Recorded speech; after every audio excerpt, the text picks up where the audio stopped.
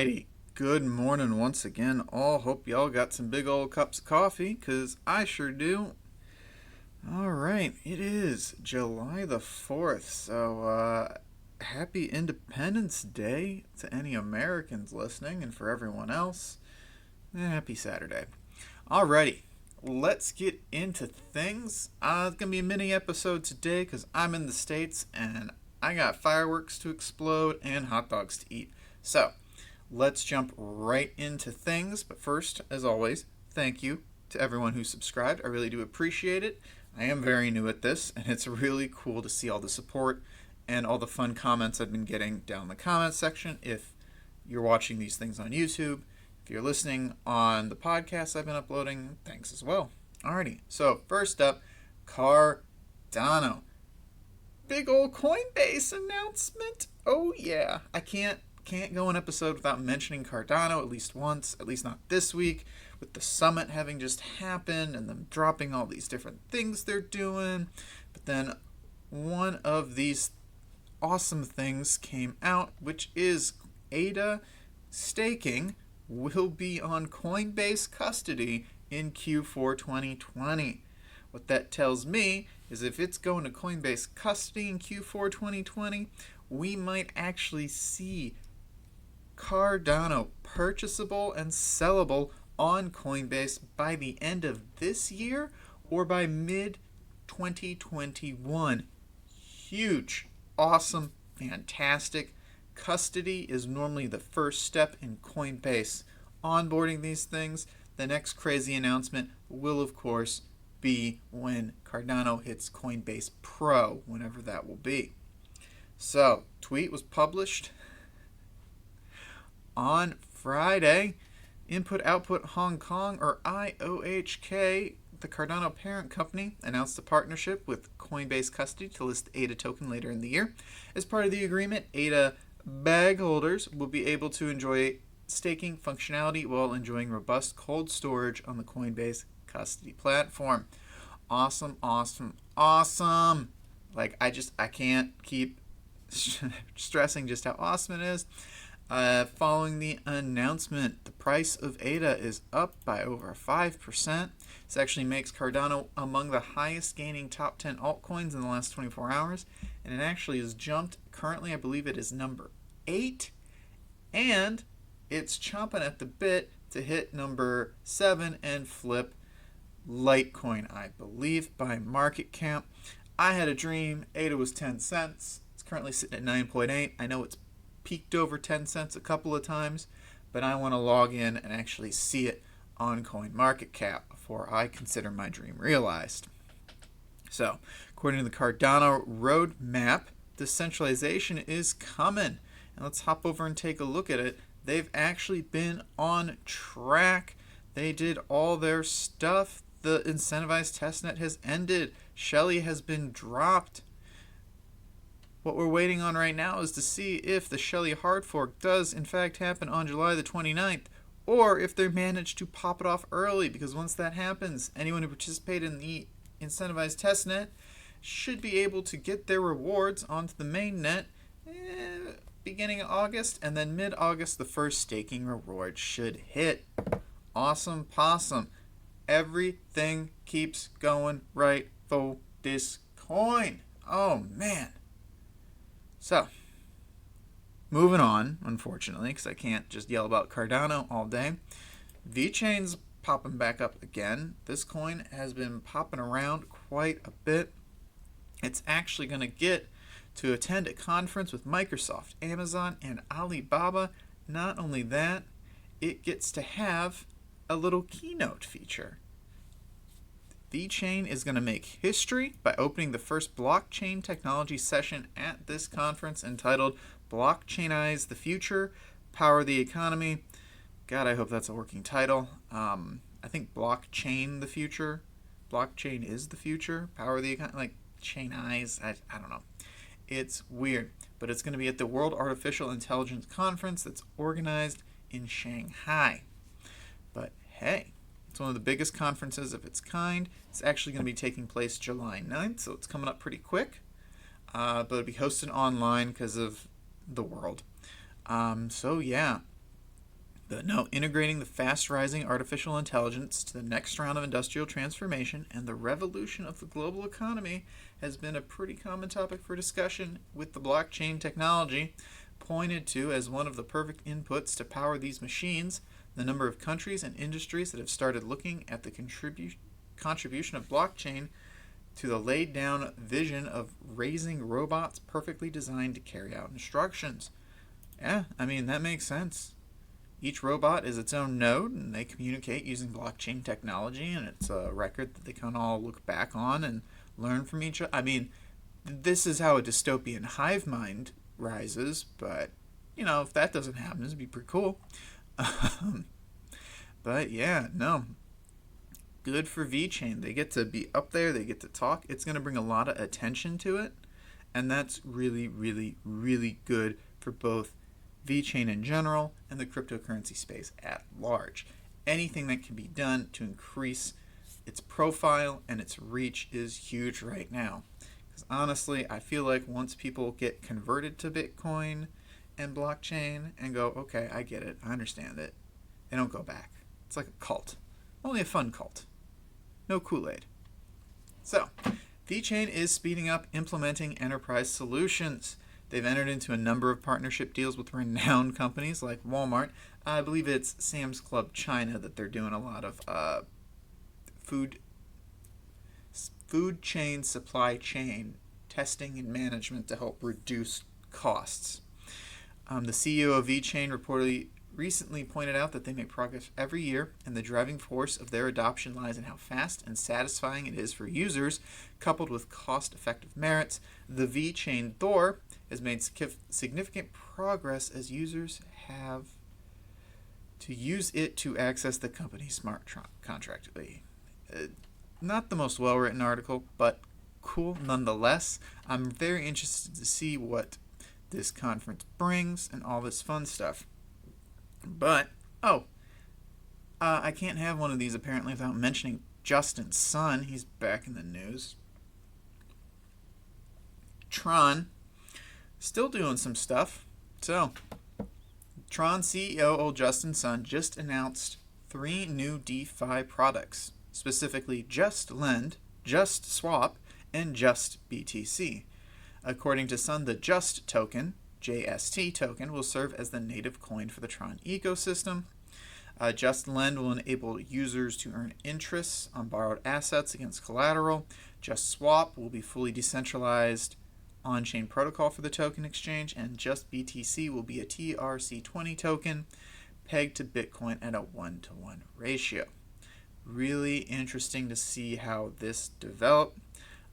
It comes amid, of course, the explosion of the DeFi ecosystem, with Ethereum-based products stealing all the headlines.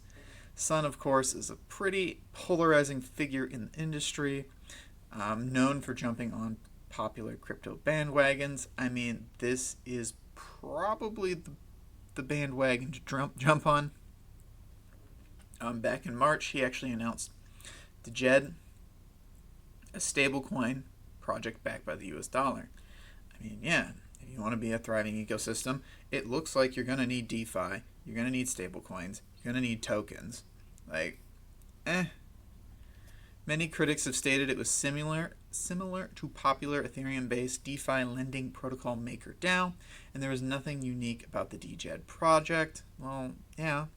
And some crypto commentators have accused Sun of copying ideas from other projects. Even the Tron white paper is reportedly plagiarized. However, Sun stated that the original document was written in Chinese and the translation process missed vital elements. Look, the academic in me says this. When you write a paper and you use phrases, words, thoughts, ideas from other sources, you need to cite them. Otherwise, it's plagiarism. Now, at a practical level, this doesn't affect that he may have copied from good ideas from other blockchains. Doesn't make a bad ecosystem. They copied good ideas from other blockchains, proven ones that work, and then they use those as a baseline to develop and build on top of. It doesn't make a bad blockchain. The academic in me goes, he plagiarized. But that doesn't affect anything. I can think he plagiarized all I want. I still own it. I do still own Tron, so I participate in this network. So it's not stopping me, and it's not going to stop most people. But yeah, so that's the Tron news today, the Vechain news today, and the Cardano news today. It's pretty good. It's pretty nice. They're all doing things. They're moving around. We're looking at a pretty interesting next few years. A lot of the projects that we were just dying for in 2018 and 2019 are finally coming to fruition, with the exception of all Ethereum. So old Vitalik, quoted as saying, "We underestimated how long proof of stake and sharding would take to complete. I can only say, duh. Like, just duh." So the Hashing It Out podcast recently hosted Vitalik. During the show, he explained how he would handle Ethereum's creation differently if he were building it now. He acknowledged the presence of a number of changes, both large and small, such as putting more thought into gas costs, for example. After mentioning gas prices and other smaller alterations he would have made from the start, he took a look at some of the larger changes around Ethereum, and this is where we get the quote. "We definitely did kind of underestimate how much time it would take to finish a lot of the things that we didn't start back in 2015, noting proof of stake and sharding as the most sizable aspects," he added. "Had we known it would end up taking us years, we probably would have designed the roadmap differently and thought about what the different teams would be working on differently and making a lot of decisions in that regard in a very different way. So I think definitely a lot of regrets and wasted time in that regard." A blockchain expert also noted regrets and wasted time concerning several other aspects of the technical side of the network, covering a multitude of topics and concepts in a lengthy interview. Good. Like, I like Vitalik, but I've always found him to be pretty rigid and one note. So to have a chance to listen to him kind of honestly talk about, yeah, I've made mistakes. Yeah, there's things I regret. Yeah, I wish I could do this, and this differently. It kind of humanizes him a little bit. I like it. Look, we all know sharding and proof of stake is taking way too long on Ethereum, and it's threatening its grip on the market as a result. The fact that he recognizes it and they're working towards it to address these things is good, but honestly, these delays can't keep happening. We're going to hit a point where Cardano, Tron, Vechain, and probably other coins that I can't even think of because they're currently in the bottom half of the top 100 are going to rise up and overtake it. They got to be careful. They really do. But that's enough of that. Let's move on to this. Bitcoin can stop future financial crises, says blockchain analyst, which I agree. Over at Weiss Crypto Ratings, they say Bitcoin could be the cure to the constant cycle of economic crises. Analysis claim Bitcoin holders can control their own monetary policy, subverting the fiat manipulation of the Fed.